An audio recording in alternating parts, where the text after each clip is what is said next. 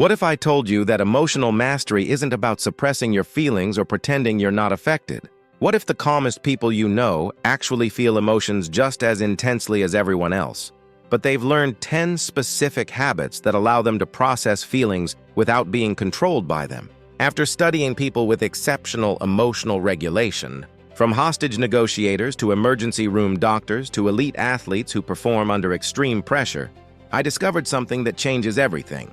Emotional mastery isn't about feeling less, it's about responding better. Here's the truth that nobody teaches you. Emotions are information, not instructions. Most people treat emotions as commands they must obey. They feel angry, so they act angry. They feel anxious, so they avoid. They feel hurt, so they lash out. But emotionally masterful people understand that feelings are data to be processed, not orders to be followed. They've trained themselves to feel fully while choosing their responses consciously. Think about someone you know who stays calm in crisis situations. When everyone else is panicking, they're clear-headed. When others are reacting emotionally, they're responding strategically. They're not emotionless robots. They're people who've mastered the space between stimulus and response. They've built habits that give them control over that space. I used to be completely controlled by my emotions. Someone would criticize me and I'd spiral into defensiveness. A stressful situation would trigger anxiety that paralyzed me. Disappointment would lead to days of depression. I felt like an emotional puppet with no control over my own responses. I thought some people were just naturally calm and I wasn't. Then I discovered these 10 habits practiced by people with extraordinary emotional mastery. When I implemented them, everything changed. I still felt emotions just as strongly, but I stopped being controlled by them. I could feel anger without acting angry, experience anxiety without being paralyzed, feel hurt without lashing out. The emotions were there, but I had learned to be the master instead of the servant. The beautiful thing about these 10 habits is they work for any emotion in any situation. Whether you're dealing with anger, anxiety, sadness, frustration, or overwhelm, these same practices give you the tools to process feelings effectively and respond from a place of calm wisdom rather than reactive chaos. But here's what most people get wrong about emotional mastery. They think it means becoming cold or detached. It's actually the opposite. When you master your emotions, you feel more, not less. You experience the full richness of human emotion without being destroyed by it. You become more alive, not less, because you're no longer afraid of your own feelings. Some of these habits involve changing how you think about emotions. Others involve physical practices that regulate your nervous system. Some create emotional awareness, while others build response flexibility. Together, they form a complete system for emotional mastery that works in any situation, no matter how challenging. If you're tired of being controlled by your emotions, if you're ready to stay calm and clear-headed regardless of circumstances, subscribe right now because these 10 habits will give you the emotional mastery you've been seeking. Habit 1. The pause practice. The first and most foundational habit for emotional mastery is what I call the pause practice. When you feel a strong emotion rising, you pause for just 10 seconds before responding. Not suppressing the emotion, just creating space between feeling and action. This pause activates your prefrontal cortex, the part of your brain responsible for rational thinking, giving it time to come online before your emotional limbic system takes complete control. Those 10 seconds are the difference between reactive chaos and conscious response. Practice this with small emotions first. When you feel mildly annoyed, pause 10 seconds before speaking. When you feel slightly anxious, pause before acting. Build the pause habit with manageable emotions so it's automatic when big emotions hit. Marcus struggled with anger outbursts at work. He started practicing 10-second pauses whenever he felt irritation rising. Within weeks, his emotional reactions transformed. The pause gave him space to choose his response instead of being hijacked by anger. That simple 10-second practice changed his relationships and career. Habit 2, the name it to tame. It technique. The second habit uses neuroscience research, showing that labeling emotions reduces their intensity. When you feel a strong emotion, specifically name it. I'm feeling angry right now, or this is anxiety I'm experiencing. This simple act of labeling activates your prefrontal cortex and reduces amygdala activity. You're literally calming your emotional brain by engaging your thinking brain. The emotion doesn't disappear, but its intensity becomes manageable. Don't just think the label, say it out loud or write it down. I notice I'm feeling frustrated. I'm experiencing disappointment. This externalization creates psychological distance between you and the emotion, preventing complete identification with the feeling. Habit 3. The breath anchor system. The third habit recognizes that you can't directly control your emotions, but you can control your breath, which directly influences your emotional state. When emotions intensify, immediately shift attention to your breath and practice 4-7-8 breathing. Inhale for 4 counts, hold for 7, exhale for 8. This specific pattern activates your parasympathetic nervous system, which counteracts the stress response. You're using your breath to tell your nervous system, we're safe. We can calm down. This isn't suppressing emotion. It's physiologically regulating your system so you can process the emotion from a calmer state. Lisa suffered from panic attacks triggered by work stress. She learned the breath anchor system. When anxiety started rising, she'd immediately shift to 4-7-8 breathing. Within weeks, she could interrupt panic attacks before they escalated. Her breath became her tool for nervous system regulation. Habit 4. The physical tension release. The fourth habit addresses the fact that emotions create physical tension in your body, and that tension amplifies emotional intensity. When strong emotions arise, do a quick body scan and consciously release tension in your jaw, shoulders, stomach, and hands. Emotional regulation isn't just mental, it's physical. When you release body tension, you reduce the physical feedback loop that keeps emotions escalated. Relaxed body communicates to your brain that you're safe, which naturally calms emotional intensity. Habit 5. The perspective shift question. The fifth habit is asking yourself one powerful question when emotions threaten to overwhelm you. Will this matter in 5 years?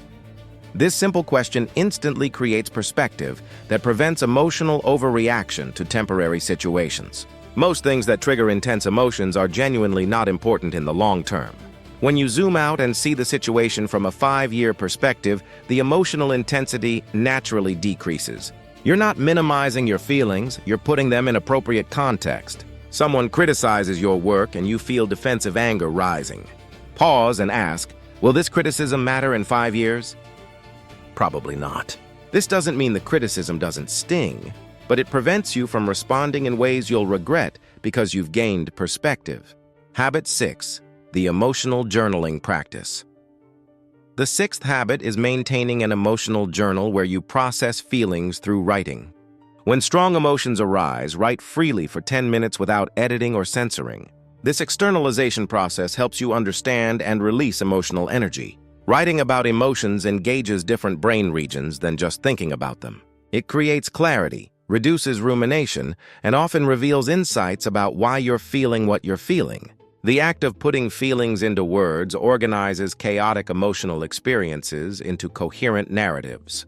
David struggled with unexplained anxiety. Through emotional journaling, he discovered patterns connecting his anxiety to specific work situations. Once he understood the source, he could address it directly instead of being confused by free-floating anxiety. Writing gave him emotional clarity and control.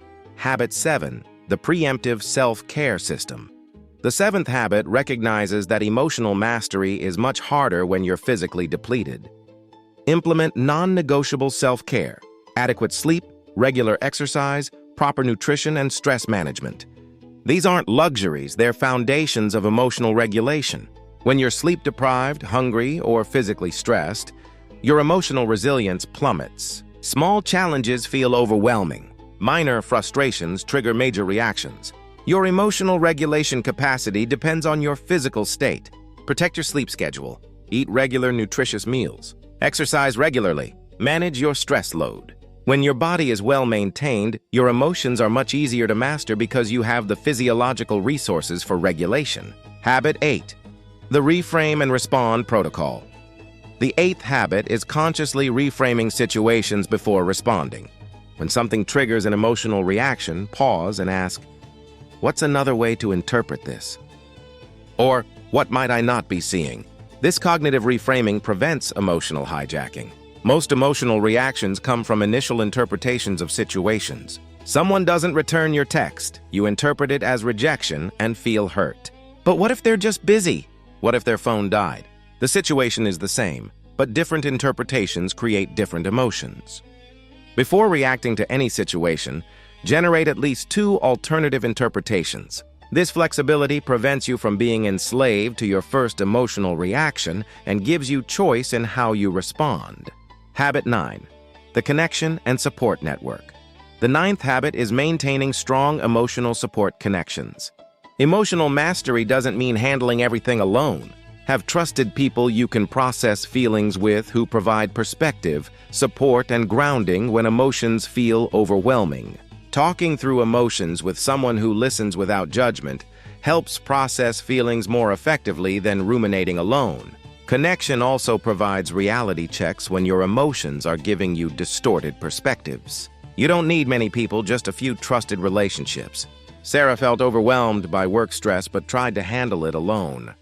When she started sharing with her partner and a close friend, she gained perspective she couldn't access alone.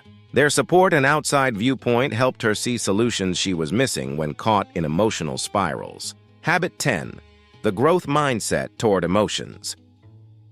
The 10th habit is adopting a growth mindset about emotional experiences. Instead of viewing difficult emotions as problems to eliminate, see them as opportunities to practice emotional mastery. Every challenging emotion is a chance to strengthen your regulation skills. When you view emotions as the enemy, you resist them, which amplifies their power. When you view them as training opportunities, you engage with them differently. This anxiety is my chance to practice my calming techniques. This anger is my opportunity to practice the pause. This mindset shift transforms your relationship with emotions from adversarial to collaborative. You're not fighting your feelings. You're learning from them and growing stronger through them. The transformation these 10 habits create is profound. Before implementing them, most people are controlled by their emotions. They react impulsively, say things they regret, make decisions from emotional states they later question, and feel like emotional victims. Their emotions control their life. After 3 months of these habits, you become the master of your emotional experience. You still feel deeply, but you respond consciously. You can be angry without acting angry, anxious without being paralyzed, sad without being destroyed. You've developed the space between stimulus and response, and in that space lives your power. Here's what emotional mastery actually looks like. You feel the full intensity of emotions without being controlled by them. You can experience anger and still respond with calm wisdom. Feel fear and still take brave action. Experience hurt and still respond with grace. The emotions are there, fully felt. But you're driving the car instead of being a passenger. This mastery doesn't happen overnight, but it builds consistently with daily practice. Start with the pause practice and the breath anchor system. These 2 alone will transform your emotional regulation capacity. Add the others gradually. Write in the comments which emotion you most struggle with and which habit you're starting with today. If this video revealed the path to emotional mastery, hit that like button and subscribe. Share this with someone who needs emotional control. These 10 habits aren't about feeling less. They're about living more fully by feeling completely while responding consciously. When you master your emotions instead of being mastered by them, you become truly free. Your journey to unshakable calm starts with the first pause you practice today.